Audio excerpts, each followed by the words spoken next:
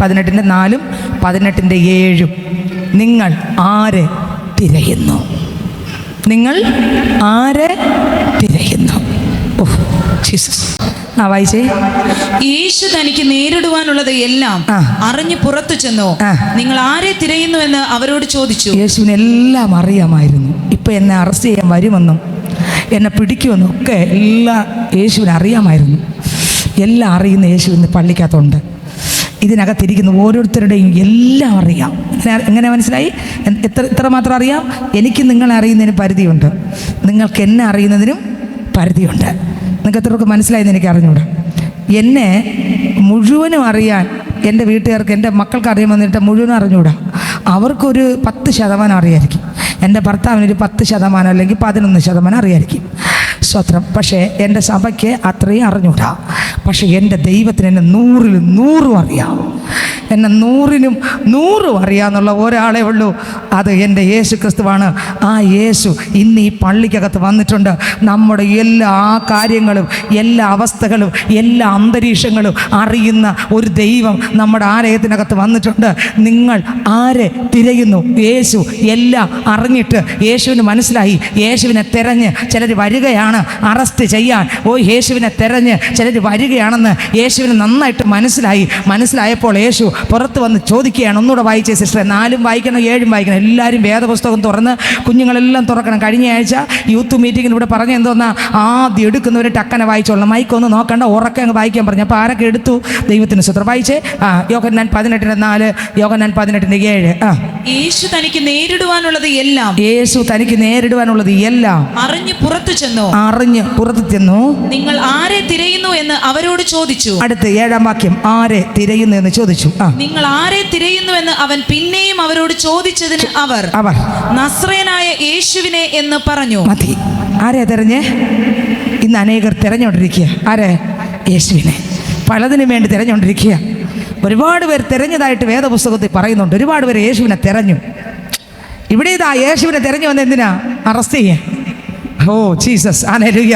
ഒരുപാട് പേർ യേശുവിനെ തിരഞ്ഞു. ഇവിടെ തിരഞ്ഞു വന്നത് അറസ്റ്റ് ചെയ്യുക. ആ അറസ്റ്റിൻ്റെയും ആ യേശുവിനെ അറസ്റ്റ് ചെയ്തപ്പോൾ എൻ്റെ അറസ്റ്റ് മാറി. എൻ്റെ അറസ്റ്റ് പൊട്ടി. എൻ്റെ അറസ്റ്റ് ഫ്രീ ആയി. എന്നെ കെട്ടി ചങ്ങല പൊട്ടി. എൻ്റെ യേശുവിൻ്റെ കയ്യിൽ വിലങ്ങ് വെച്ചപ്പോൾ എന്നെ സാത്താൻ വെച്ച വിലങ്ങ് പൊട്ടി.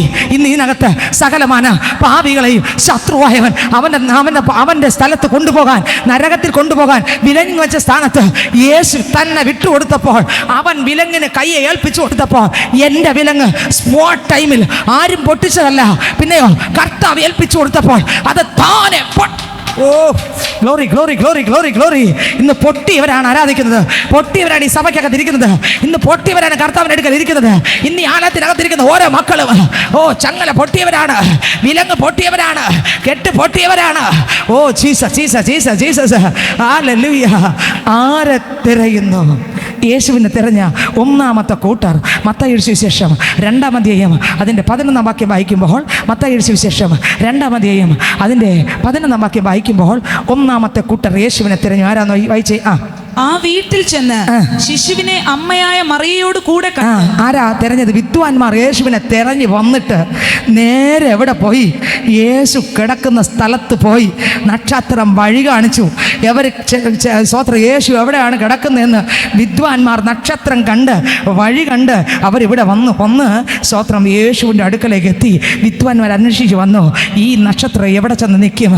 ഓ ജനിച്ച രാജാതി രാജാവി എവിടെ? ജനിച്ച രാജാതി രാജാതി എവിടെ? രാജാതി രാജാവി എവിടെയെന്ന് നക്ഷത്രം നോക്കി ഈ വിദ്വാൻമാർ വന്നു എവിടെ എത്തി നോക്കി? യേശു കിടക്കുന്ന പുൽക്കൂട്ടിലെത്തി. യേശുവിനെ ജനിച്ചതെവിടെയാ? ഓ വഴിയമ്പലത്തിലാണെന്ന് അറിയത്തില്ല. വഴിയമ്പലത്തിൽ സ്ഥലം പോരായികയാൽ കൊണ്ട് കിടത്തിയ മക്കളെ കുഞ്ഞുങ്ങളെ ശ്രദ്ധിച്ചേ. വഴിയമ്പലത്തിൽ സ്ഥലം പോരായികയാൽ കൊണ്ട് കിടത്തിയ സ്ഥലമാണ് എവിടെ? ഓ സ്തോത്രം, പശുത്തൊട്ടി. ഹല്ലേലൂയ.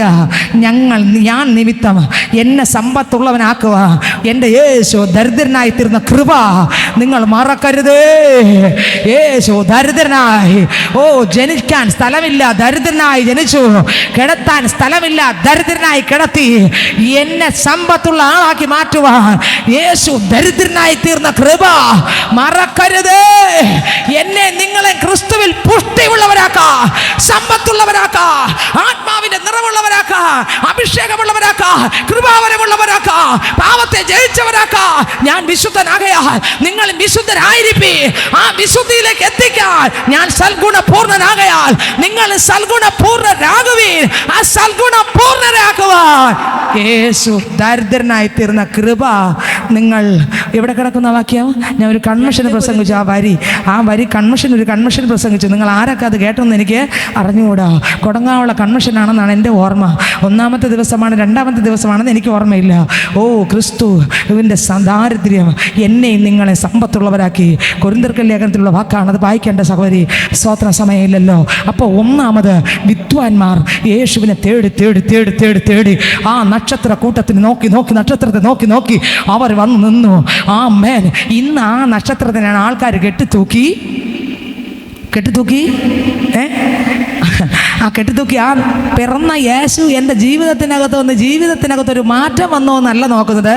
പിന്നെ എത്ര നക്ഷത്രം കെട്ടിത്തൂക്കാം, എത്ര വീട്ടിൽ ചെന്ന് യേശു ക്രിസ്തു ജനിച്ചു എന്ന് നമുക്ക് ഡിസംബർ ആകുമ്പോൾ നമ്മൾ കരോളുമായിട്ട് ചെന്ന് അവിടെ ചെന്ന് ബാൻഡും കൊട്ടി പാട്ടും നിങ്ങൾ അറിഞ്ഞോ എന്ന് ഓരോ വർഷം തോറും പറഞ്ഞുകൊണ്ടിരിക്കുന്നതല്ലാതെ അകത്തെന്ത് ചെയ്തിട്ടില്ല. യേശു ക്രിസ്തു ഓരോ വർഷവും ജനിക്കണോ? വേണോ? ആവശ്യമുണ്ടോ? ഒരിക്കലായിട്ട് ജനിച്ചു.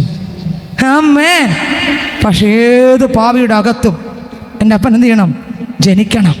ആമേൻ. അവിടെയാണ് പുത്രിയായി മാറുന്നത്. ഹല്ലേലൂയ.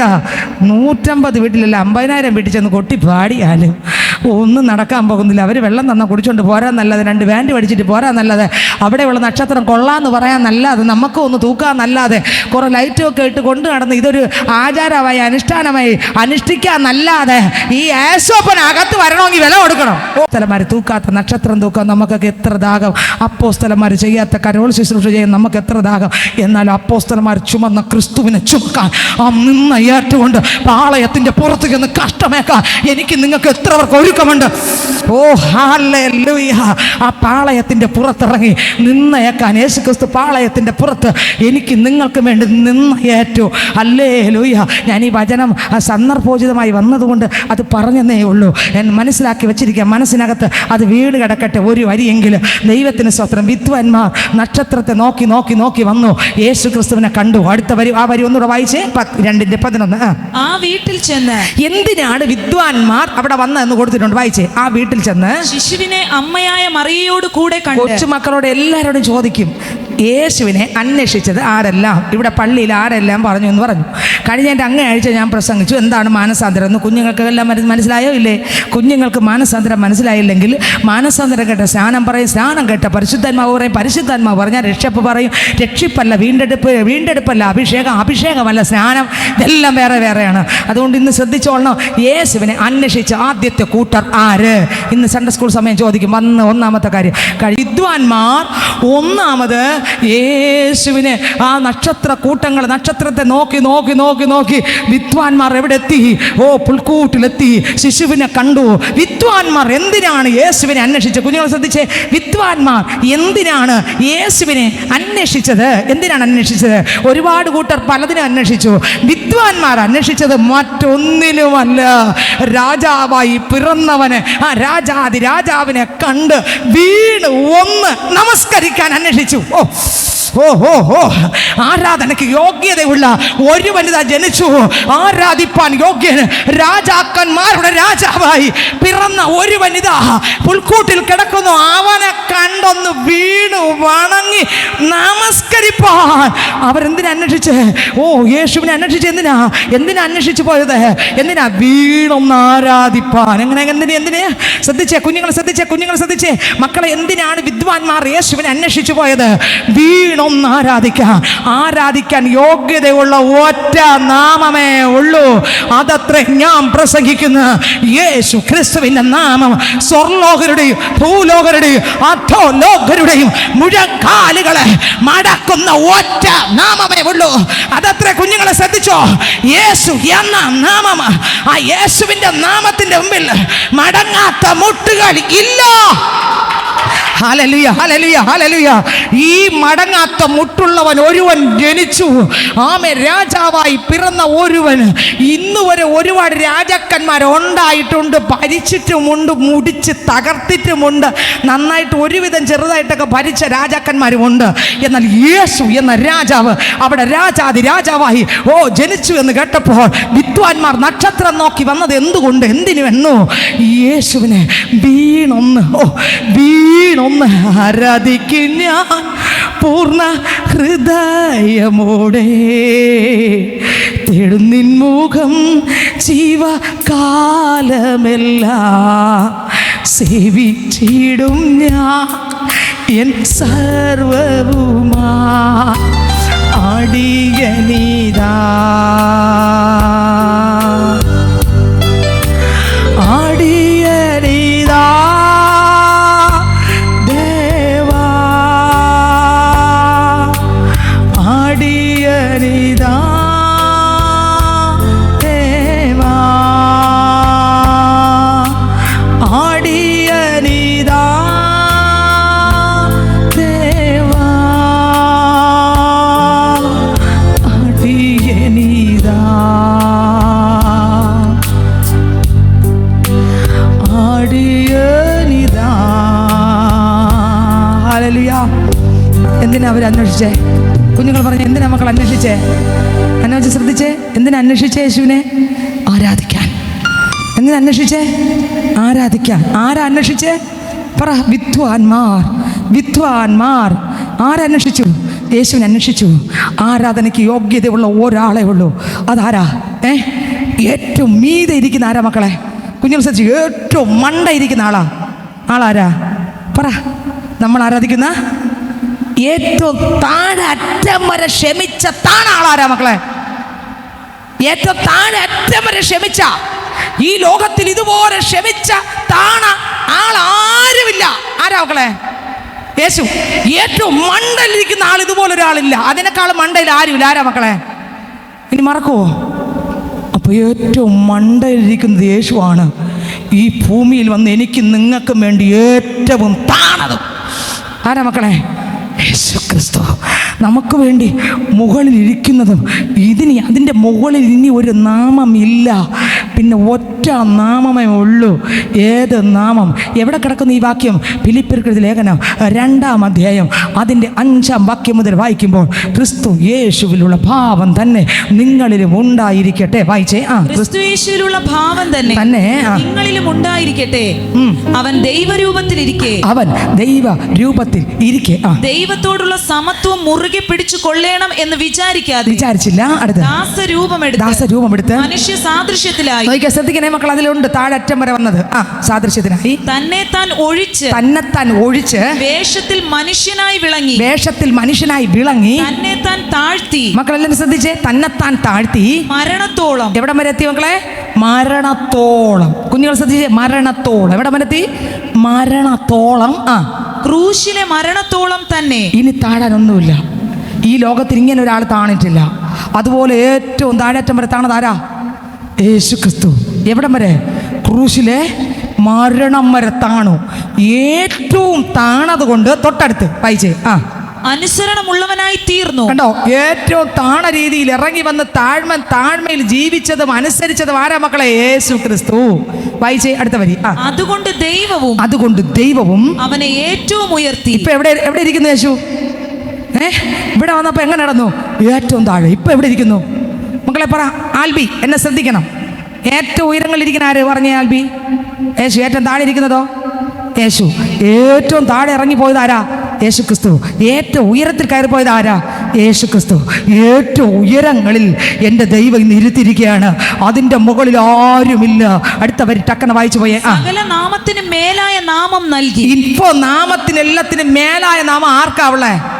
യേശു ക്രിസ്തുവിൻ്റെ നാമത്തിനാണ്. എല്ലാ നാമത്തിനും മേലായ നാമമുള്ളത് യേശുവിനാണ്. അടുത്ത വരി. അങ്ങനെ യേശുവിന്റെ നാമത്തിങ്കൽ സ്വർലോകരുടെയും ഒരു ലോകം, സ്വർലോകം. അടുത്ത ഭൂലോകരുടെയും അടുത്ത് ഭൂലോകം, രണ്ടാമത്തെ ലോകം ഭൂലോകം. അടുത്ത് അധോലോകരുടെയും. അധോലോകം എത്രാമത്തെ ലോകം ഇത്? മൂന്നാമത്തെ ലോകം. നിങ്ങൾ ശ്രദ്ധിച്ചേ, ഇതെങ്ങനെ സംഭവിക്കുമെന്ന് ചോദിക്കുമല്ലേ. ഇപ്പം ഒരു എക്സാമ്പിൾ പറയുമ്പോൾ നിങ്ങൾക്ക് മനസ്സിലാവും. ഇപ്പം BJP ഭരിക്കുന്നവരുണ്ട് അല്ലേ? മോദി സാറാരാ? പിന്നെ പിണറായി സാറാരാ? കമ്മ്യൂണിസ്റ്റ് അല്ലേ? സ്വത്രം. അടുത്ത് രാഹുൽ ഗാന്ധി അല്ലേ? ആണോ? രാഹുൽ ഗാന്ധി ആരാ? ഒരുപാട് പേരെന്ന് പറഞ്ഞു. ഇതെങ്ങനെ ഓർമ്മ വന്നത്? സ്വത്രം. രാഹുൽ ഗാന്ധി കോൺഗ്രസിൻ്റെയാണ്. സ്വത്രം. അടുത്ത് ഈ 3 പാർട്ടി മാത്രം എടുക്കാം, ബാക്കി ഒരുപാട് പാർട്ടികളുണ്ട്. അപ്പോൾ ഈ 3 പാർട്ടിയിലെടുക്കാം. പക്ഷെ കമ്മ്യൂണിസ്റ്റിന് ഒരിക്കലും ആൾക്കാരുമായിട്ട്, കോൺഗ്രസ്സുകാരുമായിട്ടും BJPക്കാരുമായിട്ട് സഹകരിക്കും എങ്കിലും അങ്ങോട്ടും ഇങ്ങോട്ടും അവർക്ക് പാർട്ടിപരമായിട്ട് എന്തുണ്ട്? എൻ്റെ പാർട്ടിക്ക് ഇടാവൂ, അമ്മമാരെ പോക്ക് കേസുകളാണെന്ന് പറഞ്ഞ് എന്ത് ചെയ്യും? നുണപ്രചരണം അങ്ങോട്ടും എല്ലാവരും ഉണ്ടല്ലോ ഇല്ലേ? ഉണ്ടോ ഇല്ലേ? ഇവർ അംഗീകരിക്കോ ഇല്ലേ? കമ്മ്യൂണിസ്റ്റ് കോൺഗ്രസിനെ അംഗീകരിക്കില്ല. പക്ഷെ അവർ കല്യാണത്തിന് കൂടും, ഒരുമിച്ച് സംസാരിക്കും, ചിരിക്കും, എല്ലാം ചെയ്യും. അവർക്ക് ആർക്കെങ്കിലും എന്തെങ്കിലും സംഭവിച്ചാൽ ഇപ്പം കണ്ടില്ലേ, അച്യുതാനന്ദൻ നഷ്ടപ്പെട്ടപ്പം കണ്ടില്ലേ, എല്ലാ പാർട്ടിക്കാരും വന്ന് വീണ്. കോൺഗ്രസ്സുകാർ കരഞ്ഞുണ്ടില്ലേ? സ്വത്രം. ഹല്ലേലൂയ. ആളിൻ്റെ പേര് മറന്നുപോയി, കരഞ്ഞെന്നാണ് അവിടെ എഴുതിയിരിക്കുന്ന സ്വത്രം. അപ്പോൾ ഇതൊക്കെ നടന്നു. പക്ഷേ കമ്മ്യൂണിസ്റ്റുകാർ കോൺഗ്രസ്സുകാർക്കും വിരോധമുണ്ട്, കോൺഗ്രസ്സുകാർക്ക് BJPക്കാരോട് വിരോധം, പരസ്പരം എല്ലാവരോടും വിരോധമുണ്ട്. പക്ഷേ പിണറായി സാറ് ജയിച്ചപ്പോൾ കോൺഗ്രസ്സുകാരോട് ചോദിച്ചു, ഇപ്പോഴത്തെ മന്ത്രി ആരാ എന്ന് ചോദിച്ചപ്പം കോൺഗ്രസ്സിലുള്ള ആൾ ആരെ പേര് പറഞ്ഞു? ഇഷ്ടമില്ല പിണറായി. അയാൾക്ക് ആരെ ഇഷ്ടമുള്ളൂ? കോൺഗ്രസ്സിലുള്ള നേതാവിനെ. പക്ഷേ എങ്കിലും നിങ്ങൾക്ക് ആരാ, നിങ്ങളുടെ പ്രധാനമന്ത്രി ആരാ, അല്ലെങ്കിൽ നിങ്ങളുടെ മുഖ്യമന്ത്രി ആരാ എന്ന് ചോദിക്കുമ്പം അപ്പോൾ ഭരിക്കുന്നത് BJP ആയാലും കോൺഗ്രസ് ആയാലും കമ്മ്യൂണിസ്റ്റ് ആയാലും ആരായാലും ഈ ലോകത്തിലുള്ള സകല ജനവും അയാളുടെ പേര് പറയും. ഞങ്ങളുടെ മന്ത്രി അംഗീകരിച്ചാലും അംഗീകരിച്ചില്ലെങ്കിലും കൂടെ നിൽക്കുന്നവരും കൂടെ നിൽക്കാത്തവരും ഒറ്റ സ്വരത്തിൽ പറയും, പിണറായിയാണ് ആരെ മുഖ്യമന്ത്രി എന്ന് പറയും. ഇതുപോലെ ഒരു ദിവസം എല്ലാ എണ്ണവും ഇന്ന് ലക്ഷങ്ങൾ ദൈവം ഇല്ലെന്ന് പറയുന്ന നിരീശ്വരവാദികളുണ്ട്. ദൈവം ഇല്ല എന്ന് തർക്കിക്കുന്ന, വാദിക്കുന്ന നിരീശ്വരവാദികളുണ്ട്. ലക്ഷക്കണക്കിന് വ്യക്തികൾ സ്വത്രം അന്യ ദൈവങ്ങൾ ആരാധിക്കുന്നവരുണ്ട്. അവസാനം അവർക്ക് എൻ്റെ യേശുവിനെ ഇഷ്ടപ്പെട്ടാലും ഇഷ്ടപ്പെട്ടില്ലെങ്കിലും ഒരു ദിവസം എല്ലാമാരുടെ മുട്ടും മടങ്ങിയിട്ട് പറയും, ഈ ഇരിക്കുന്ന രാജാതിരാജാവാണ്. ഓ ദൈവം, ഇവൻ മാത്രം ദൈവം, ഇവൻ മാത്രം ദൈവം, ഇവൻ മാത്രം ദൈവം, ഇവൻ മാത്രം ദൈവം. നിങ്ങൾക്ക് എത്രയൊക്കെ വെളിപ്പെടുന്ന എനിക്ക് അറിഞ്ഞുകൂടാ. ഹല്ലേലൂയ. എവിടെയും പൊക്കിപ്പറയാൻ പറ്റുന്ന ഒരേ ഒരു നാമം യേശുവിൻ്റെ നാമം. ഏത് വീട്ടിലും പറയാം, ഏത് സാഹചര്യത്തിലും പറയാം, ഏത് അനുഭവത്തിലും പറയാം, ഏത് കവലയിലും പറയാം. ഓ സ്തോത്രം. ഏത് അനുഭവത്തിലും ഏത് അവസ്ഥയിലും പറയാം പറ്റുന്ന ഒറ്റ നാമമേ ഉള്ളൂ. അത് യേശുവിൻ്റെ നാമം. പാപം ചെയ്യാത്ത നാമം, പാപമില്ലാതെ ജനിച്ച നാമം, പാപം കൂടാതെ ജീവിച്ച നാമം, ആമേൻ, നമുക്ക് വേണ്ടി മരിച്ച നാമം. സകല കല്ലറകളും അടഞ്ഞു കിടക്കുമ്പോൾ ഉയർത്ത ഒരു നാമമുണ്ടെങ്കിൽ അത് ഞാൻ പ്രസംഗിക്കുന്ന യേശുവേ ഉള്ളൂ. Oh Jesus. ഈ യേശുവിൻ്റെ നാമത്തിൻ്റെ മുമ്പിൽ സ്വർലോകരുടെയും ഭൂലോകരുടെയും അധോലോകരുടെയും മുഴങ്കാലൊക്കെയും മടങ്ങിയിട്ട് പറയും, ഈ ഇരിക്കുന്ന യേശു, എടാ നീ ഇവിടെ എത്ര ദൈവം ഇല്ലെന്ന് പറഞ്ഞാലും നിന്റെ വാ കൊണ്ട് ഒരു ദിവസം വിരൽ ചൂണ്ടിയിട്ട് പറയും, ആ സിംഹാസനത്തിൽ ഇരിക്കുന്നത് ദൈവം തന്നെ. നീ ഇവിടെ ആരാധിച്ചാലും നീ ഇവിടെ ആരാധിച്ചില്ലെങ്കിലും നീ ഏത് വർണ്ണ വ്യത്യാസമുള്ളവനായാലും നീ മുട്ടുമടക്കിയേ തീരൂ. ഹല്ലേലൂയ. ഇത്രയൊക്കെ വെളിപ്പെടുത്തി എനിക്ക് അറിഞ്ഞുകൂടാ.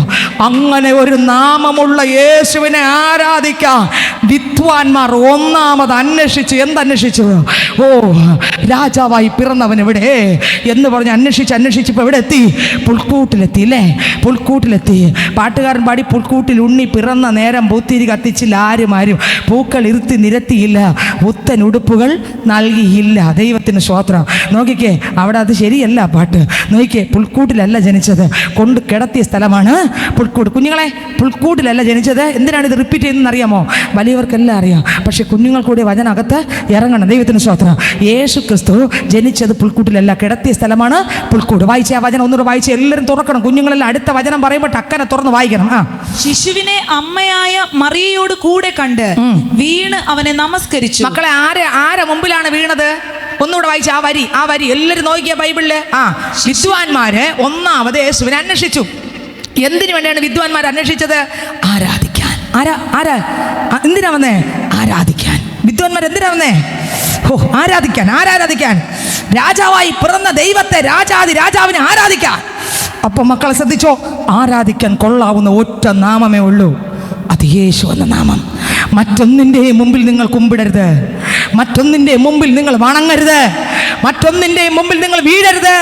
മനുഷ്യന്റെ പാദം തൊട്ട് വണങ്ങരുത്, ഭൂമിയിൽ തൊട്ട് വണങ്ങല്ലേ, സൂര്യനെ തൊട്ട് വണങ്ങല്ലേ. അവിടെ ഇവിടെ യേശുവിൻ്റെയും മറ്റു പലതിൻ്റെയും വിഗ്രഹങ്ങൾ ഉണ്ടാക്കി വെച്ചിരിക്കുമ്പോൾ അതിനെ തൊട്ട് നമസ്കരിക്കരുത്. ഒറ്റ നാമത്തിൻ്റെ മുമ്പിലേ മുട്ടുമടക്കാവൂ, നമസ്കരിക്കാവൂ. മനസ്സിലാവുന്നുണ്ടോ ബദ്രി? സ്വോത്ര. അതെ, ആരുടെ മുമ്പിൽ? യേശുവിൻ്റെ മുമ്പിൽ. എല്ലാവരുടെ മുട്ടും മടങ്ങുന്ന ഒരു നാമമേ ഉള്ളൂ. മൂന്ന് ലോകങ്ങളിലുള്ള എല്ലാത്തിൻ്റെ മുട്ടുമടക്കുന്ന ഒറ്റ നാമം. വാഴ്ചകളെ, അധികാരങ്ങളെ ആയുധവർഗം വെച്ച് പരസ്യ കാഴ്ചയാക്കി കാൽവരി ക്രൂശിൽ ചതച്ചരച്ച, ഒറ്റ ആയുധമില്ലാതെ ചതച്ചരച്ച ശത്രുവിന്റെ തലയെ തകർത്ത യേശു ക്രിസ്തുവിന്റെ നാമം. ഹല്ലേലൂയ! ഇതുപോലൊരു നാമമില്ല. നോക്കിക്കേ മക്കളെ, ആരാധിക്കാൻ നിങ്ങൾ പോകുമ്പോൾ, ഈ പള്ളി കഴിഞ്ഞ് നിങ്ങൾ വലുതാകുമ്പോൾ പലയിടത്തും ഹോസ്റ്റലിലും, എന്ന കുഞ്ഞുങ്ങൾ ശ്രദ്ധിച്ചേ, ഹോസ്റ്റലിലും ആത്മാവ് ഇടപെടുന്നതുകൊണ്ട് പറയുന്നതെന്ന് മാത്രമേ ഉള്ളൂ. ഹോസ്റ്റലിലും മറ്റ് പലയിടത്തും നിങ്ങൾ പഠനത്തിന് വേണ്ടി പോകുമ്പോൾ നിങ്ങൾ പോകുന്ന ചർച്ച് ഏതെന്ന് നോക്കണം. അതിനകത്ത് കയറുമ്പോൾ അതിനകത്തുള്ള ആരാധന എങ്ങനെ നടത്തുന്നെന്ന് നോക്കണം. കർത്താവിൻ്റെ കൃപയുള്ള ആരാധന അല്ല, സത്യവചനത്തിൽ. അല്ലെങ്കിൽ നിങ്ങൾ അവിടെ വച്ച് സ്റ്റോപ്പ് ചെയ്തോളണം. സത്യവചനം പറയുന്ന പള്ളിയിലല്ലാതെ പോകരുത്. നിങ്ങൾക്ക് മനസ്സിലായോ? ഈ ലോകത്തോട് അടുപ്പിക്കുന്ന, ക്രിസ്തുവിനോട് അടുപ്പിക്കാത്ത, സത്യസുവിശേഷം പറയാത്ത, സത്യ ആരാധന ഇല്ലാത്ത, സ്വത്രം മനുഷ്യനെ പൊക്കി പറയുന്ന, മനുഷ്യനെ ആകാശം മുട്ട പൊക്കിക്കുന്ന, മറ്റ് പലതിനെയും ഉയർത്തി പറയുന്ന, സ്വത്രം മൊത്തം വചനമില്ലാതെ കണക്കും കാര്യങ്ങളും പറഞ്ഞ് ലോക കഥകളും പറയുന്ന പള്ളിക്കകത്തിരിക്കല് കർത്താവിൻ്റെ യഥാർത്ഥ വചനം കറയും വാട്ടവും മാലിന്യമില്ലാത്ത ഒരു വ്യക്തിയെ, പാവിയായ വ്യക്തിയെ, കറയില്ലാതെ, ചുളുക്കമില്ലാതെ, മാലിന്യമില്ലാതെ, കോട്ടമില്ലാതെ സ്വർഗത്തിൽ കൊണ്ടെത്തിക്കുന്ന വചനം പറയുന്ന പള്ളിക്കകത്ത് വേണം മക്കൾ നിങ്ങൾ പോകാൻ. എവിടെ പോയാലും അകത്തങ്ങ് വീഴട്ടെ. നിങ്ങൾ ഭൂമിയുടെ അറ്റം വരെ പോയാലും, നിങ്ങൾ ആരാധിക്കാൻ കയറുന്ന ആലയത്തിനകത്ത് നിങ്ങൾ ഇന്നേ പ്രാർത്ഥിക്കണം. എവിടെ പോയാലും പ്രാർത്ഥിക്കണം, കർത്താവേ, ദൈവത്തിൻ്റെ ഇഷ്ടമല്ലാത്ത ആലയത്തിൽ, ദൈവ ആത്മാവില്ലാത്ത, ദൈവത്തിൻ്റെ നിയന്ത്രണമില്ലാത്ത, സത്യവചനമില്ലാത്ത, ദുഷ്ടാത്മാവ് വ്യാപരിക്കുന്ന മുട്ടുകുത്തുവോ? ഇല്ല. പക്ഷെ ഈ കുഞ്ഞിൻ്റെ മുമ്പിൽ മുട്ടുകുത്തി. കാരണം എന്താ? വിദ്വാൻമാർക്കറിയാം ഈ കുഞ്ഞാരാ. പറ, ഇന്ന് ആ കുഞ്ഞായിട്ടാണോ ഇരിക്കുന്നത്? അല്ല. ഇന്ന് ആ കുഞ്ഞെവിടെ മക്കളെ? പറ.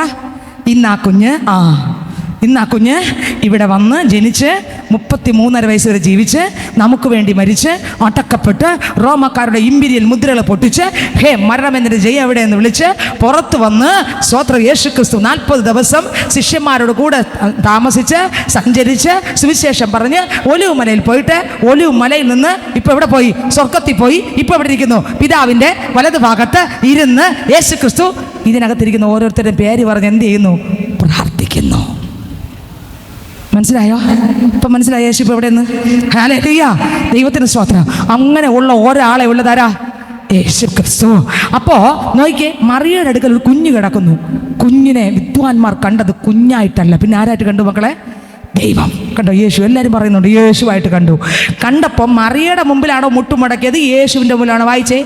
വീണ് അവനെ നമസ്കരിച്ചു. വീണ് അവളെ നമസ്കരിച്ചെന്നാണോ? വീണ് അവനെ നമസ്കരിച്ചെന്നാണോ? വാക്ക് മറക്കല്ല. നിങ്ങൾ അതിൽ നോക്കി വെച്ചോളൂ. ആരെങ്കിലും ചോദിച്ചാൽ വീണ് അവളെ മറിയെ നമസ്കരിച്ചെന്നല്ല, വീണ് അവനെ യേശുവിനെ.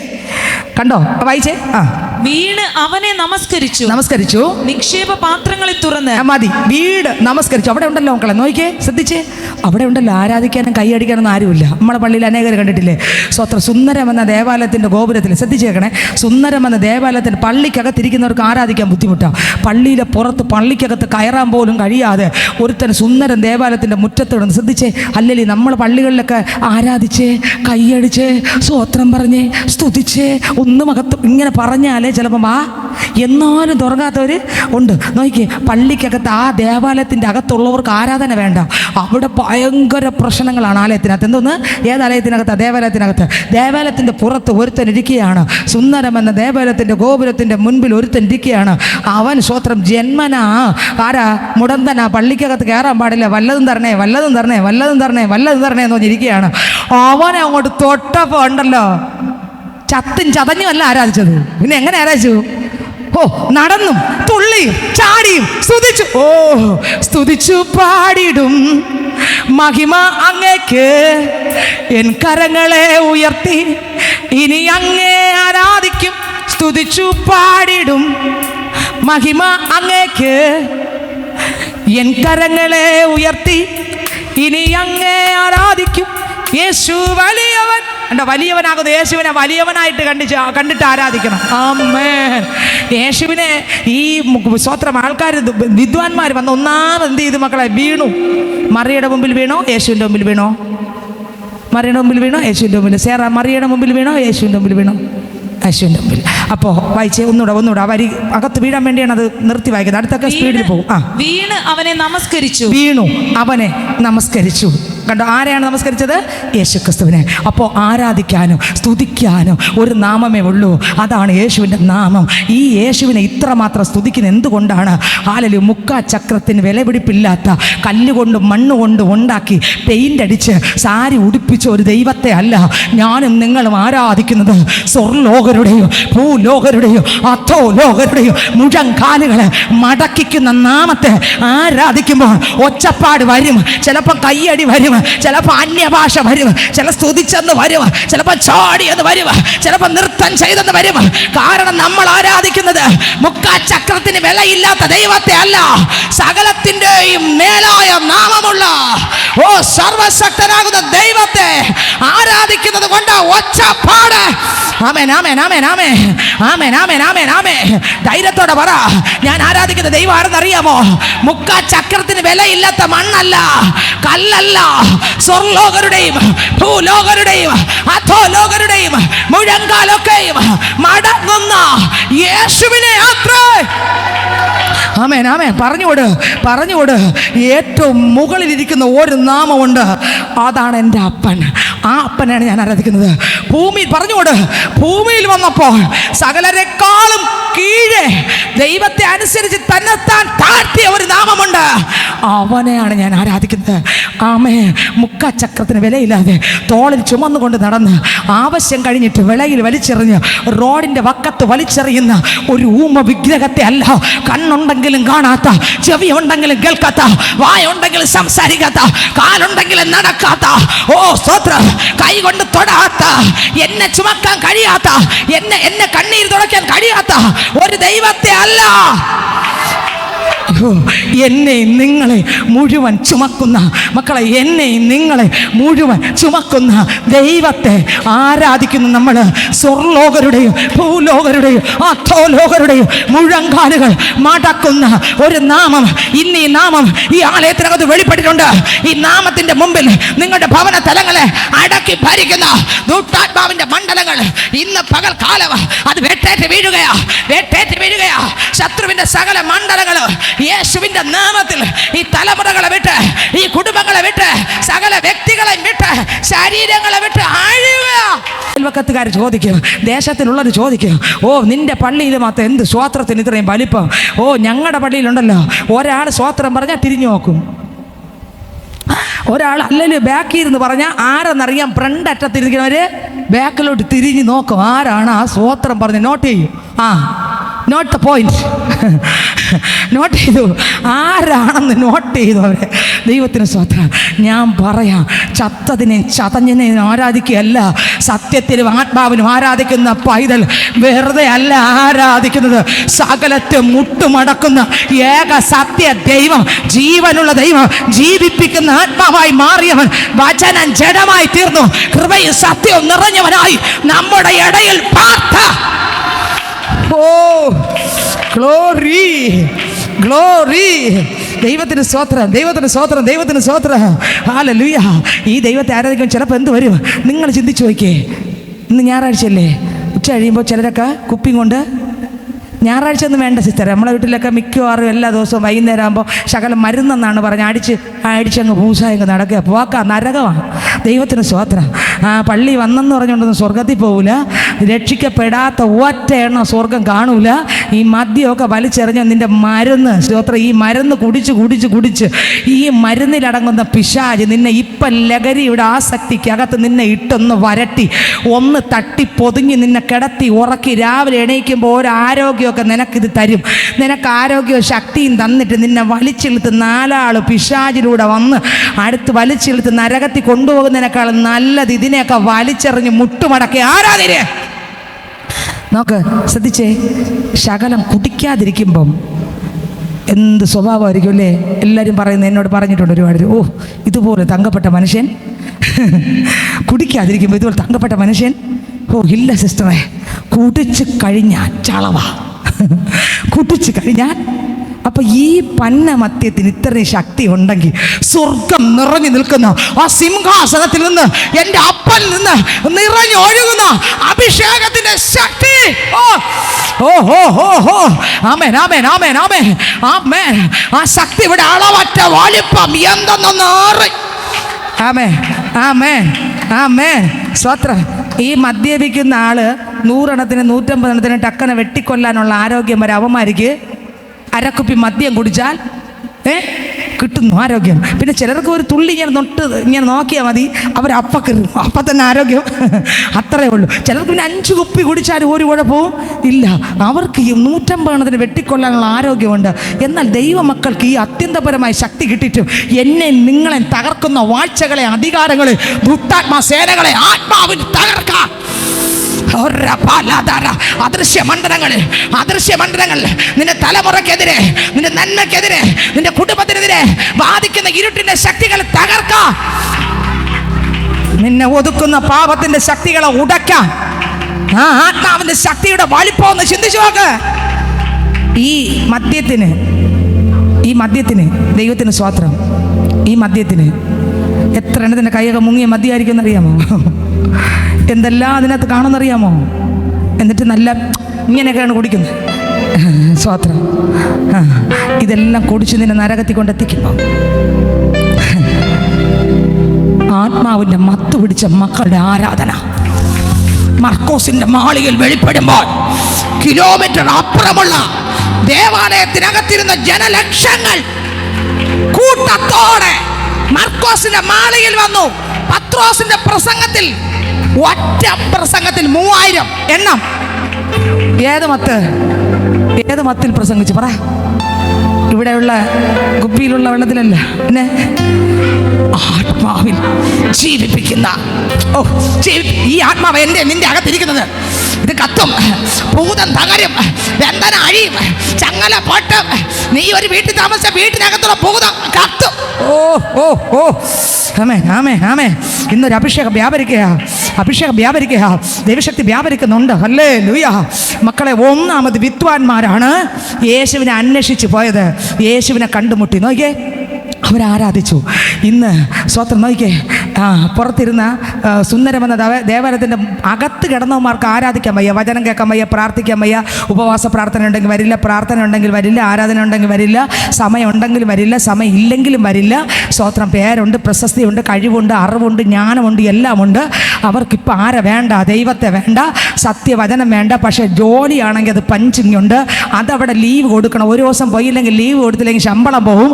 സ്വത്രം. അതിനൊക്കെ അവിടെ ലീവ് കൊടുക്കും, അവിടെ പറയും, അവിടെ ചെന്ന് എഴുതി കൊടുക്കും. അവിടെ പഞ്ചിങ് ആണ്, അതുകൊണ്ട് കറക്റ്റ് സമയത്തിന് പോകും, ചെയ്യേണ്ടത് ചെയ്യും. എൻ്റെ അപ്പൻ്റെ വേലയും അപ്പൻ്റെ നാമവും അപ്പനോടുള്ള ബന്ധങ്ങളും ഉദാസീനതയോടെ കാണുമ്പോൾ, ഞാൻ പറയട്ടെ, പള്ളിക്കകത്തിരിക്കുന്നവൻ ആരാധന ഉദാസീനതയോടെ കാണുമ്പോൾ പള്ളിയുടെ പുറത്ത് കിടന്ന ഒരുത്തൻ അവൻ തുള്ളി ചാടും.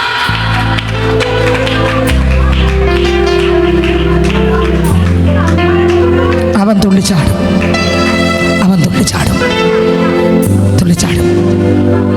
ഒരിക്കൽ ഒരു കുരുടൻ പിടിച്ച് എത്രയോ വർഷം കൊണ്ട് കിടക്കുക, ജന്മന കുരുടൻ. എനിക്ക് ആ വചനത്തിൽ നിന്ന് എണീറ്റ് പോകാൻ പറ്റില്ല, അതുകൊണ്ട് പറയുക. ഇപ്പോഴല്ല, കുറേ നാളിന് മുമ്പ് എത്ര ദിവസം ഒരൊറ്റ വാക്ക് കിടന്നറിയാമോ?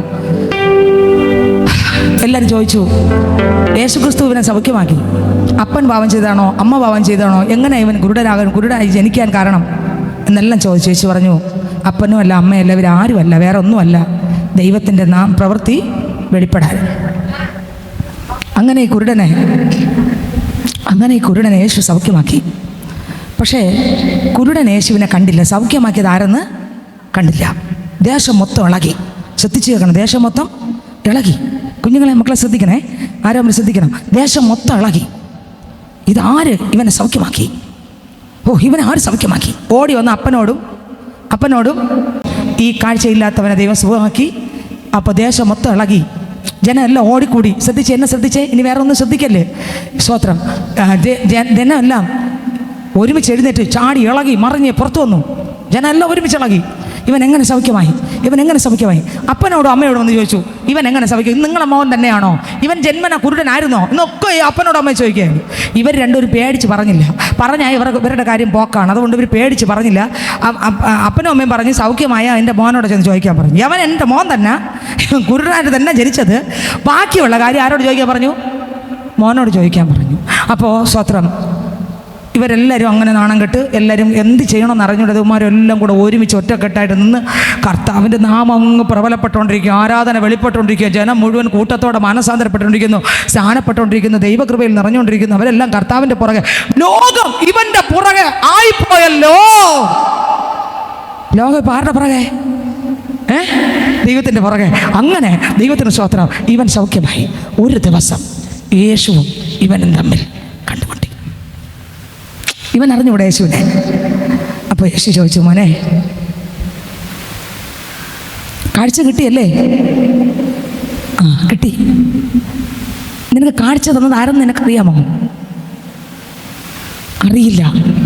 എനിക്ക് കാഴ്ച തന്നത് ആരെന്ന് അറിഞ്ഞാൽ ഞാൻ അവനെ വിശ്വസിക്കാം, ഏറ്റെടുക്കാം, സ്വീകരിക്കാം, അവനായി നിൽക്കാം, അവനായിരിക്കാം, അവനായി ജീവിക്കാം. എനിക്കറിയാം ഞാൻ കുരുടനായിരുന്നു. അവനെ ഒന്ന് കണ്ടാൽ അവനെ ഞാൻ ദൈവമായി അംഗീകരിക്കാം. പക്ഷെ ഇന്ന് അനേകർ പള്ളിക്കകത്തിരിക്കുന്നവർക്ക് അറിയാം യേശു ആരാണെന്ന്. പക്ഷെ അവരാരാധിക്കൂല. പക്ഷെ പുറത്ത് സുന്ദരത്തിൻ്റെ പുറത്ത് കിടന്ന കയ്യും കാലും മുടന്തനായി ജന്മനായി കിടന്നവനുണ്ടല്ലോ, പള്ളിക്കകത്തേറി മറ്റന്മാരെല്ലാം കിണ്ടിയും പറഞ്ഞിരിക്കും. എങ്ങനെ?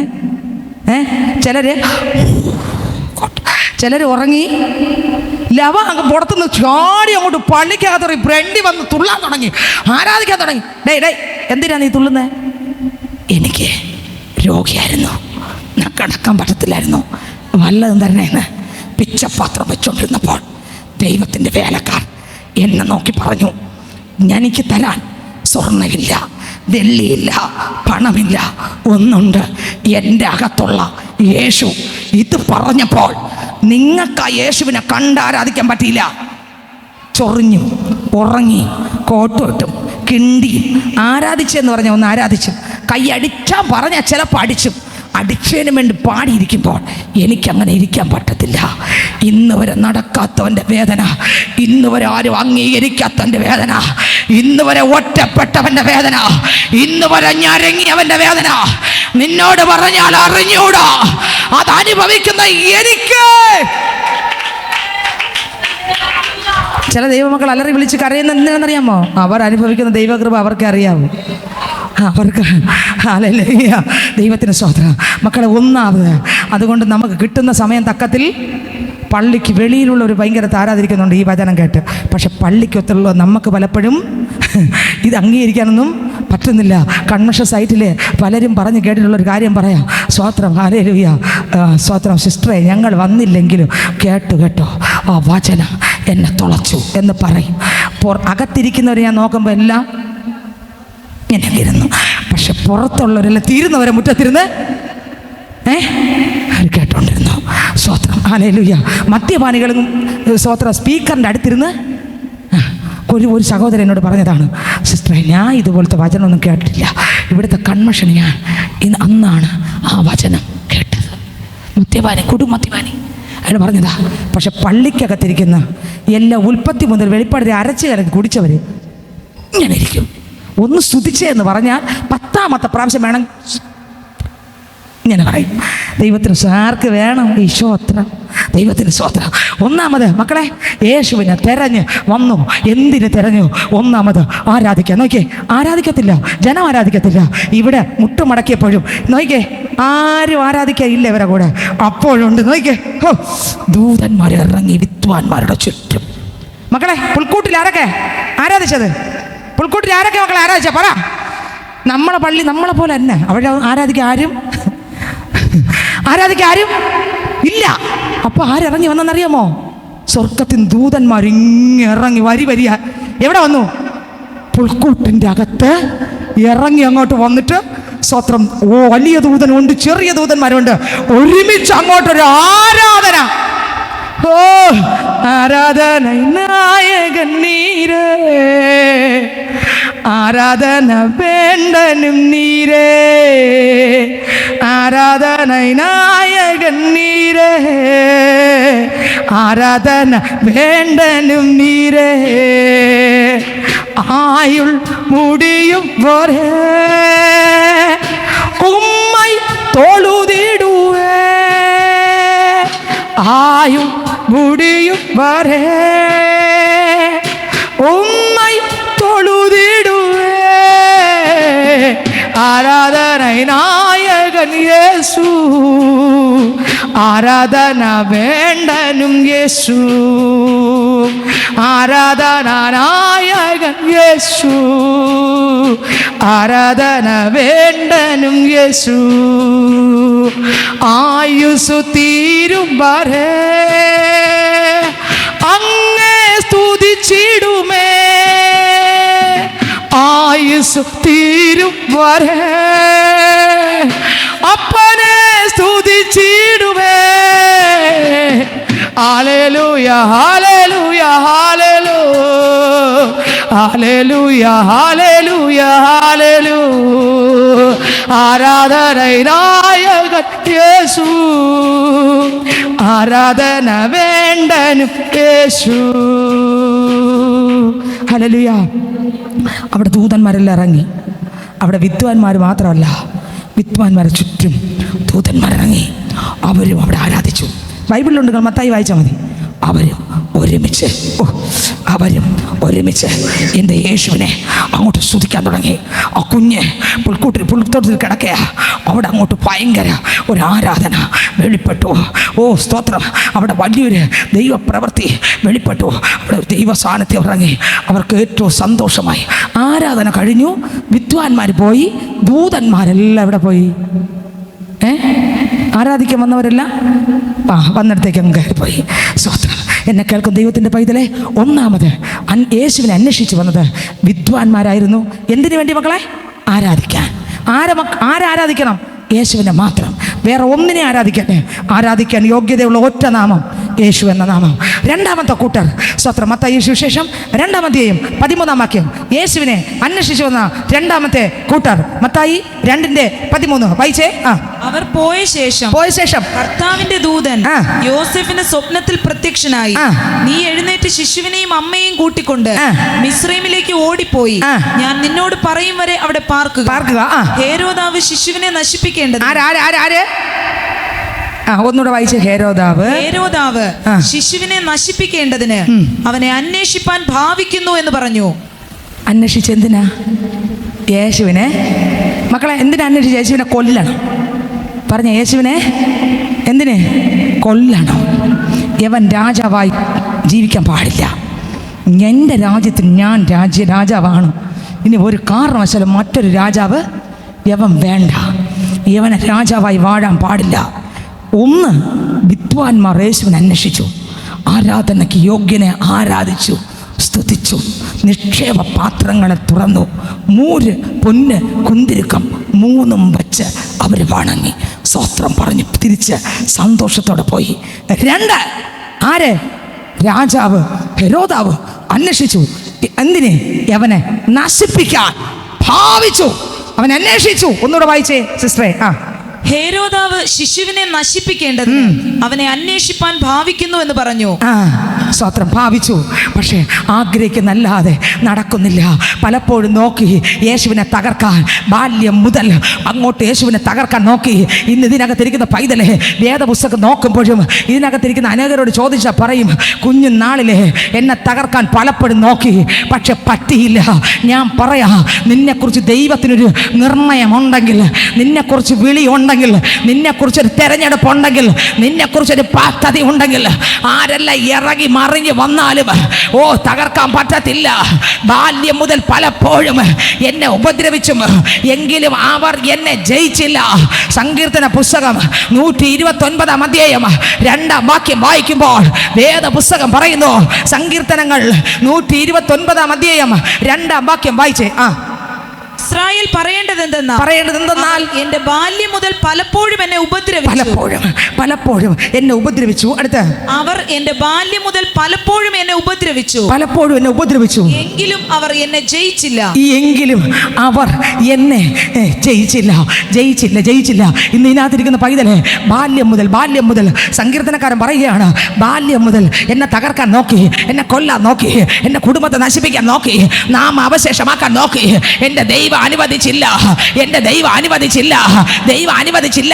ശത്രു ചിരിക്കാൻ നോക്കി, അവൻ തകർക്കാൻ പദ്ധതി ഒരുക്കി. പല രീതിയിലൂടെ ഇന്ന് ഇതിനകത്തിരിക്കുന്ന എത്ര പേർക്ക് അത് വെളിപ്പെടുന്നുണ്ട്. പക്ഷെ ദൈവം വിട്ടില്ല. നശിപ്പിക്കാൻ നോക്കി, ഉപദ്രവിച്ചു, എങ്കിൽ അവർ എന്നെ ജയിച്ചില്ല. പ്രാർത്ഥിക്കുന്ന പൈതലെ, നിന്നെ ജയിക്കാൻ ഒരു ശക്തിക്കും യേശു ജനിക്കാതിരിക്കാൻ, യേശു വളരാതിരിക്കാൻ, യേശു ക്രൂശിക്കപ്പെടാതിരിക്കാൻ. സ്തോത്രം. ആമേൻ. ശത്രു പലത് നോക്കി. യേശുവിന്റെ ജനനത്തിന് മുൻപേ തകർക്കാൻ നോക്കി, യേശു ജനിച്ചപ്പോൾ തകർക്കാൻ നോക്കി, യേശുവിന്റെ ജീവിതത്തിൽ പല പ്രാവശ്യം തള്ളിയിട്ട് കൊല്ലാൻ നോക്കി. പക്ഷെ പിശാചിന്റെ പദ്ധതി നടന്നില്ല.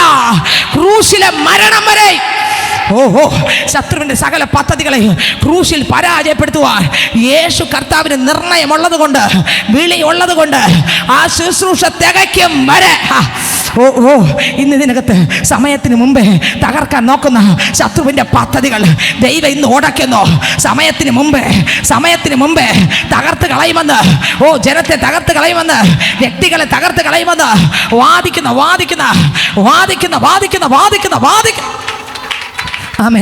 ആമേൻ. ദൈവത്തിന് സ്വോത്ര. മത്തായിയുടെ സുവിശേഷം വായിക്കുമ്പോൾ 2-ാം അധ്യായം 13-ാം വാക്യം വായിക്കുമ്പോൾ, മത്തായി 2:13 വാക്യം വായിക്കുമ്പോൾ വേദപുസ്തകം പറയുന്നു, വായിച്ചേ. അവർ പോയ ശേഷം കർത്താവിന്റെ ദൂതൻ യോസേഫിന് സ്വപ്നത്തിൽ പ്രത്യക്ഷനായി. അടുത്ത്, എഴുന്നേറ്റ് ശിശുവിനെയും അമ്മയെയും കൂട്ടിക്കൊണ്ട്, ശ്രദ്ധിച്ച മക്കളെ, ശിശുവിനെ അമ്മയും കൂട്ടിക്കൊണ്ട് മിസ്രൈമിലേക്ക് ഓടിപ്പോയി ഞാൻ നിന്നോട് പറയും വരെ അവിടെ പാർക്കുക. അടുത്ത്, ഹേരോദാവ് ശിശുവിനെ നശിപ്പിക്കേണ്ടതിന്, കണ്ടോ, ഹേരോദാവ് എന്ത് ചെയ്യുന്നു?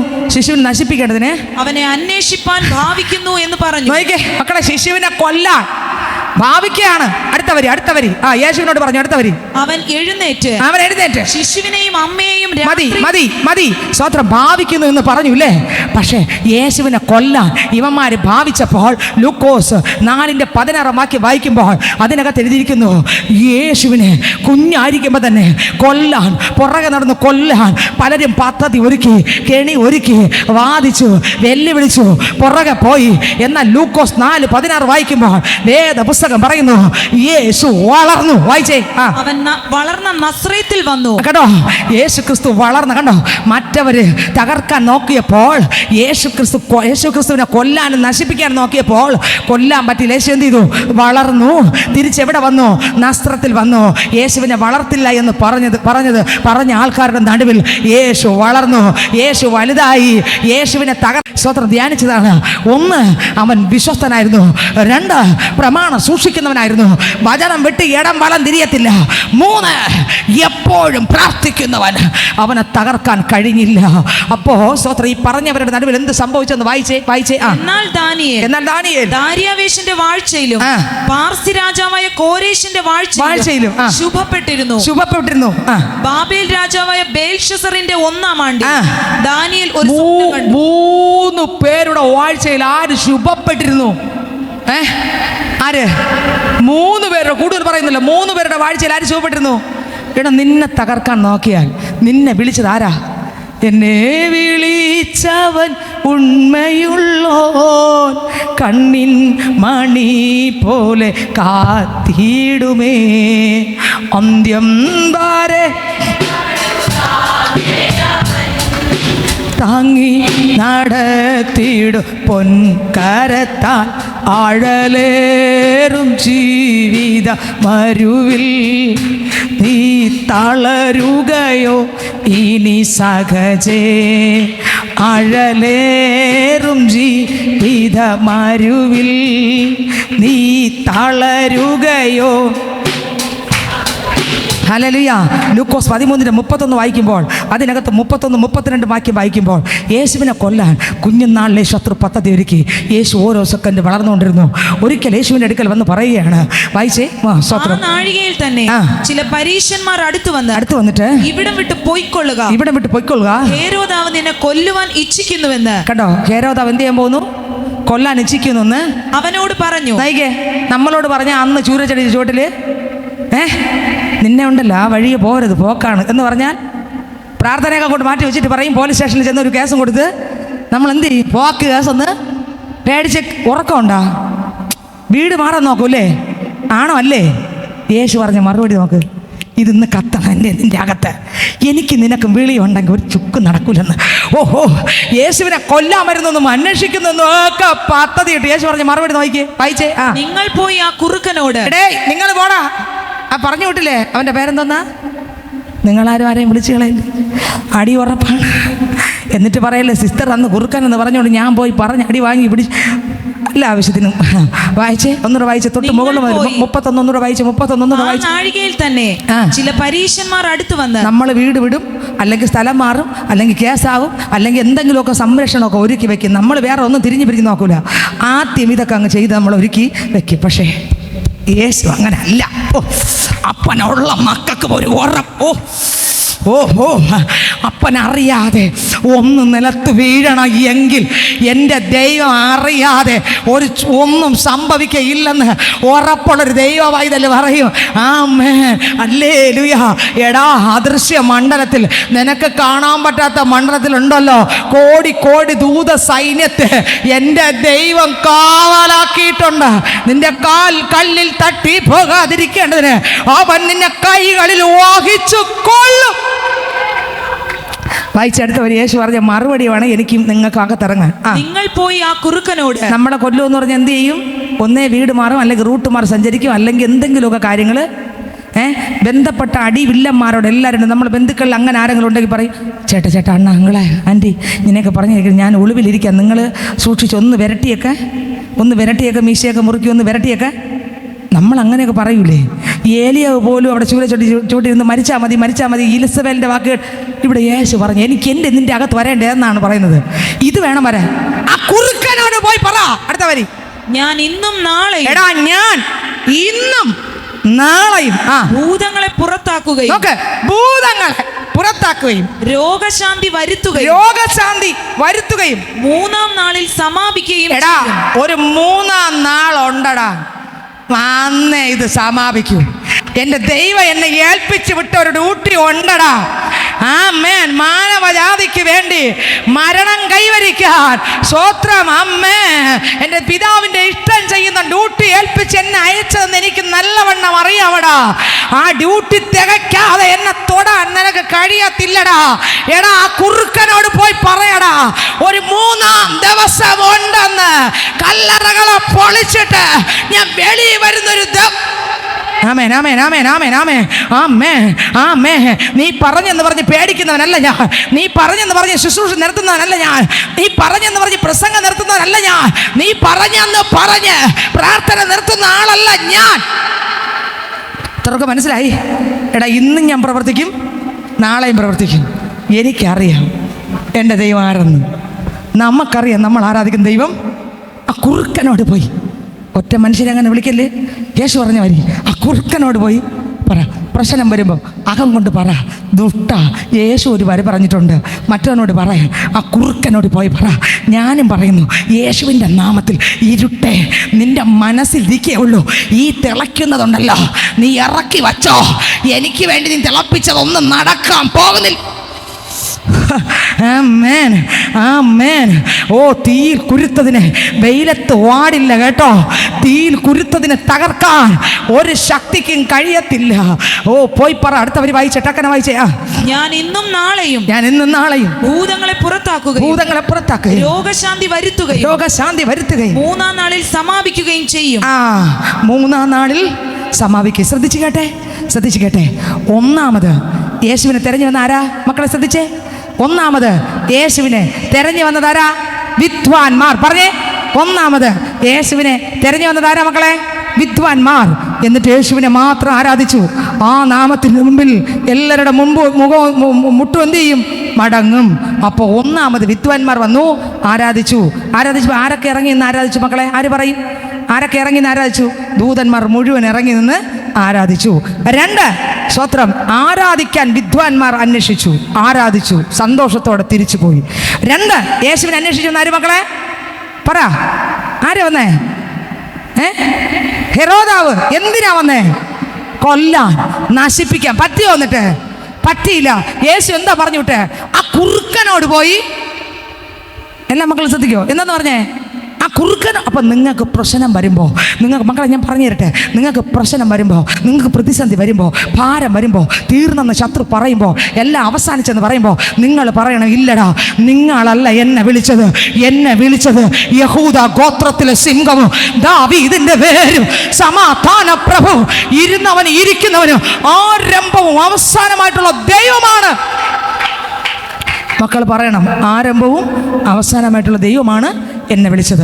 മൂന്നാമത് യേശുവിനെ തിരഞ്ഞു വന്നത് ആര്? സമയം പോയതുകൊണ്ട് ടക്കനെ ഞാൻ പറഞ്ഞു പോവുകയാണ്. വായിച്ചേ. ലൂക്കോസ് സുവിശേഷം 2-ാം അധ്യായം 40-41 വാക്യം. ലൂക്കോസ് സുവിശേഷം 2-ാം അധ്യായം 40-41 വാക്യങ്ങൾ വായിക്കുമ്പോൾ അതിനകത്ത് എഴുതിയിരിക്കുന്നു, യേശുവിൻ്റെ അപ്പനും അമ്മയും യേശുവിനെ അന്വേഷിച്ച് തിരക്കി വന്നു.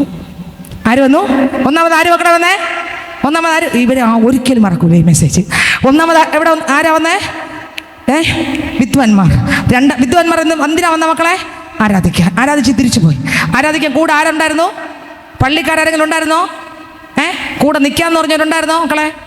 വിടുതൽ പ്രാപിച്ചവരുണ്ടായിരുന്നോ? അത്ഭുതം നടന്നവരുണ്ടായിരുന്നോ? കഴിഞ്ഞ നാളിലൊക്കെ വിടുതൽ നടന്നവരുണ്ടായിരുന്നോ? അതുകൊണ്ട് ദൈവം ആരെ ഇറക്കി? വിശുദ്ധിയോടെ നിന്ന് ആരാധിക്കുന്ന ഇറക്കി. മറക്കരുത്. നിങ്ങൾ ആരാധിച്ചില്ലെങ്കിൽ ആരാധനയ്ക്ക് ഇറങ്ങും പള്ളിക്കകത്ത്. ഈ പള്ളിക്കകത്ത് നിങ്ങൾ ആരാധിച്ചില്ലെങ്കിൽ അവിടെ ആരിറങ്ങും? ദൂതന്മാരിറങ്ങും. അതുകൊണ്ട് നിങ്ങൾ എന്ത് ചെയ്യണം? ആരാധിക്കണം. ഓ, ദൈവത്തിന് സ്തോത്രം. 2, ആരാണ് അന്വേഷിച്ചു വന്നത്? എടാ, അവനോട് പറ, കുറുക്കനോട് പറ, എന്നെക്കുറിച്ചൊരു പദ്ധതിയുണ്ട്. കാൽവരി ക്രൂശിൽ സാത്താന്റെ തലയെ ചതച്ചരച്ച് ക്രൂശിൽ നോക്കുന്ന സകല പാവികൾക്കും നിത്യതയിൽ കൊണ്ടെത്തിച്ച് എൻ്റെ അടുത്ത് കൊണ്ടെത്തിക്കാൻ, ഞാൻ മരിച്ചു 3-ാം നാൾ അടക്കപ്പെടും മാത്രമല്ല, സ്വർലോകരുടെയും ഭൂലോകരുടെ അധോലോകരുടെ മുഴങ്കാലൊക്കെയും മടക്കാൻ ഞാൻ മരിച്ചേ തീരൂ. ശത്രുവിൻ്റെ സകല ആയുധത്തെയും താഴെ വെപ്പിക്കാൻ. അമ്മേ, എടാ, എൻ്റെ ശുശ്രൂഷ തികച്ചവനെ ചതച്ചവൻ്റെ തലയെ അരച്ചിട്ട് ഞാൻ പോവും. ആ കുറുക്കനോട് പോയി പറ. എന്താ പറയാൻ പറഞ്ഞേ മക്കളെ? പിശാചിന് ഇപ്പം എന്തേ ഉള്ളൂ? തല എന്ത് ചെയ്തു? യേശു ചതച്ചരച്ച് തറയിൽ കിടക്കുക. അങ്ങോ കണ്ണു വല്ലതും കാണാമോ? കാതു വല്ലതും കേൾക്കാമോ? പിന്നെ ഇപ്പം എങ്ങനെയാണ് ഈ സാത്താൻ സഞ്ചരിക്കുന്നത്? ബാല് മാത്രം ചെറുതരിഞ്ഞിനെ, പാമ്പും ചത്താലും ചെറിയ ഒരു അനക്കം ബാലിന് കുറച്ച് നേരം കാണും. എത്ര നേരം കാണും? കുറച്ച് നേരം. അപ്പോൾ നമ്മൾ വിചാരിക്കും ജീവനുണ്ടെന്ന്. ഇന്നലെ ഞാൻ കണ്ടത് വായിച്ചില്ല, ഞാൻ ന്യൂസ് കേട്ടില്ല, കറക്റ്റാണെന്ന് എനിക്ക് അറിഞ്ഞൂടാ. 1 വയസ്സുള്ള കുഞ്ഞ്, 2 വയസ്സ് കുളിച്ചുകൊണ്ടിരുന്നപ്പോൾ പാമ്പ് മൂർഖൻ ചുറ്റി കൊച്ചു കടിച്ച് പാമ്പിനെ കൊന്നു. ഞാൻ ബാക്കിയൊന്നും അറിഞ്ഞില്ല, ഒന്നും പുറത്ത് കണ്ടത്, വേറെ ഒന്നും എനിക്ക് അറിഞ്ഞൂടാ. ദൈവത്തിന് സ്തോത്രം. മക്കളെ സ്തോത്രം. പാമ്പ് ചത്താലും അതിൻ്റെ വാലെന്ത് ചെയ്യും? ചെറുതായിട്ട് ഇങ്ങനെ അനങ്ങൂല്ലേ? കുറച്ച് നേരമേ ഉള്ളൂ. ഇത് കാണുമ്പോൾ നമ്മളൊന്നും എന്ത് ചെയ്യല്ലേ? ഈ പ്രതികൂലം, ഈ ആട്ടവും കണ്ട് നമ്മൾ പേടിക്കല്ലേ? എടാ, നിന്റെ തല യേശു കാൽവരി ക്രൂശിൽ ചതച്ച് അരച്ചു. എൻ്റെ അപ്പൻ. പറ ധൈര്യത്തോടെ മക്കളെ, നിങ്ങൾ പറയണം. സ്തോത്രം. നിങ്ങൾ പേടിക്കല്ലേ? രാത്രി ഉറക്കത്തിൽ സ്വപ്നം കണ്ട് പേടിക്കരുത്. നിങ്ങൾ പറയണം, എടാ, നിന്നെ ഉണ്ടല്ലോ കാൽവരിയിൽ യേശു ചതച്ചരച്ചു, നീ ചതഞ്ഞു കിടക്കുക. 2, നിന്റെ വാല് മാത്രം അല്പസമയം ചത്ത നീ കിടന്ന് ആടുന്നല്ലേ ഉള്ളൂടാ. എടാ, നിന്നെ ഒറ്റ ആയുധം, നിന്റെ കയ്യിൽ ഒരായുധം ഉണ്ടാടാ. എടാ എനിക്ക് സർവായുധ വർഗം എഫേസ്യർ 6:10 മുതൽ സർവായുധ വർഗമുണ്ടടാ. തീർന്നില്ല, ഞാൻ യേശുവിൻ്റെ കൈക്കകത്തടാ. എടാ എൻ്റെ ചുറ്റും ദൂത സൈന്യമുണ്ടടാ. എടാ എൻ്റെ ചുറ്റും തീ മതിലുണ്ടടാ. ഓ, ഒരു സൈന്യം എനിക്ക് ചുറ്റും. പാളയം ഇറങ്ങിയാലും ഞാൻ പേടിക്കില്ലടാ. Oh Jesus. സാത്താൻ ആയുധം ഉണ്ടോ മക്കളെ? ഇല്ല. സാത്താൻ്റെ സ്തോത്രം തല ഉണ്ടോ? അപ്പം ഇല്ല. പിന്നെ വാല് മാത്രമേ ആടുന്നുള്ളൂ. അവൻ ഒരു ശക്തി ഇപ്പോൾ ഉണ്ടോ? ഇല്ല. സ്വർലോകരുടെയും ഭൂലോകരുടെ അധോലോകരുടെ മുഴങ്കാലൊക്കെ ഒരു ദിവസം എന്ത് ചെയ്യും? മടങ്ങും. അത് യേശു. ഒന്ന് വിദ്വാൻമാർ യേശുവിനെ ആരാധിക്കാൻ വന്നു. 2 കൊല്ലാൻ അന്വേഷിച്ചു വന്നു, പറ്റിയില്ല. യേശു ജയിച്ചു, ജയാളിയായി നമുക്ക് വേണ്ടി മരിച്ചു, ഉയർത്തു. ഇന്ന് യേശു ഇരിക്കുന്നു, വരാൻ സമയമായി. 3 യേശുവിൻ്റെ അപ്പനും അമ്മയും യേശുവിനെ തിരക്കി പോയി. എവിടെ പോയി? ആലയത്തിലേക്ക്. ഒരു യേശു അപ്പച്ചൻ യേശു കുഞ്ഞിനെ കൊണ്ട് അമ്മ ആരാധനയ്ക്ക് പോകും. നമ്മളെങ്കിലോ?